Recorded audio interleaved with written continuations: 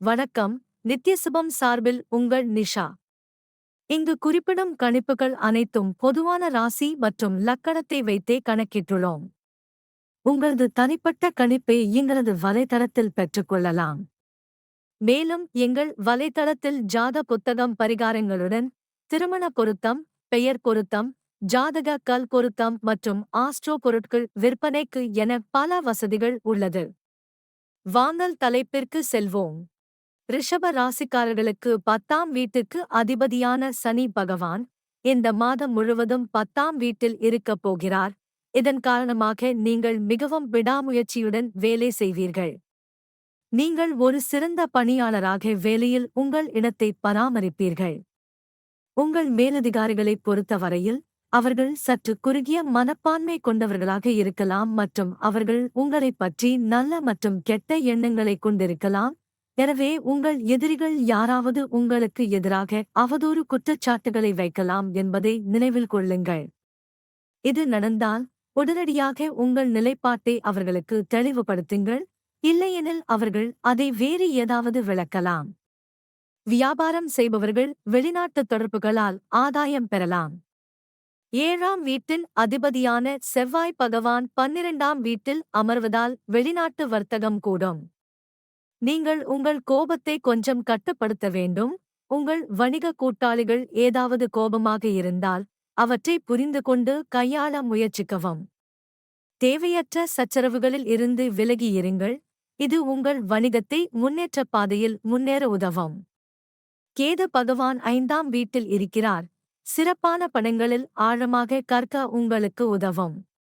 ஆனால் மனம் ஒரு நிலையில் நீங்கள் அதை கட்டுப்படுத்த வேண்டும். ஏனென்றால் உங்கள் மனம் அலைய ஆரம்பித்தால் நீங்கள் பிரச்சினைகளை சந்திக்க நேரிடும். 10ஆம் வீட்டின் அதிபதியான சூரிய பகவான் மாதத்தின் முதல் பாதியில் முதல் வீட்டில் இருப்பார். இதனால் உங்கள் தாய் வீட்டில் ஆதிக்கம் செலுத்துவார். அவருடைய வார்த்தைகளை அனைவரும் ஏற்றுக்கொண்டு புரிந்துகொள்வது அவசியம். வீட்டில் சூழ்நிலை சாதகமாக இருப்பதால் அவர்களின் முடிவுகள் சிறப்பாக இருக்கும். 5ஆம் வீட்டில் கேது மகராஜ் சஞ்சரிப்பதால் ராகு மகராஜ் அவருக்கு முழு செல்வாக்கு செலுத்துவார். செவ்வாய் 5வது முதல் 8வது வீட்டில் வைக்கப்படுவார். இதன் காரணமாக உங்களுக்கும் உங்கள் காதலிக்கும் இடையே கருத்து வேறுபாடு மற்றும் பரஸ்பர நல்லிணக்கம் இல்லாத சூழ்நிலை ஏற்படலாம். உங்கள் காதலியைப் பற்றி நீங்கள் ஒருவித சந்தேகத்தை உருவாக்கலாம் மற்றும் சந்தேகத்திற்கு தீர்வு இல்லை. எனவே உங்கள் உறவு தேவையில்லாமல் கெட்டுப்போகலாம். உங்கள் காதலியின் மீது உங்களுக்கு முழுமையான நம்பிக்கை இருக்க வேண்டும் மற்றும் அவள் சொல்வதை கேட்க வேண்டும். அவள் நடத்தைக்கான காரணத்தை அறிந்து கொள்ள வேண்டும். இது மட்டுமே அவரை அவளுடன் நெருங்கி வரவும் உங்கள் உறவின் முக்கியத்துவத்தை புரிந்துகொள்வதன் மூலம் உங்களால் முடியும். உங்கள் உறவை பாதுகாக்க திருமணமானவர்களைப் பற்றி பேசினால் இந்த மாதம் உங்களுக்கு கலவையான பலன்களைத் தரப்போகிறது.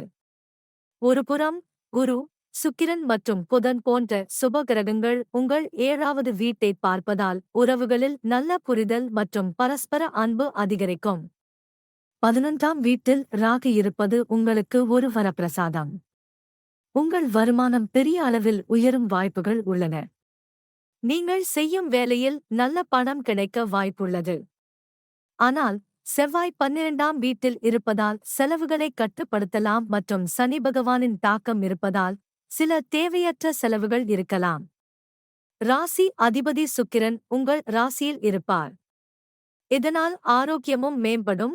ஆனால் முதல் வீட்டில் சூரியன், குரு, புதன், சுக்கிரன் ஆகிய கிரகங்களும் 12ஆம் வீட்டில் செவ்வாய் மற்றும் 5ஆம் வீட்டில் கேதுவும் சேர்ந்து இருப்பதால் உடல்நலக் கோளாறுகளும் உண்டாகும்.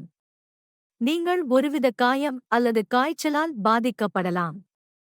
பரிகாரம்: வெள்ளிக்கிழமை அன்று மகாலட்சுமியை வழிபட வேண்டும்.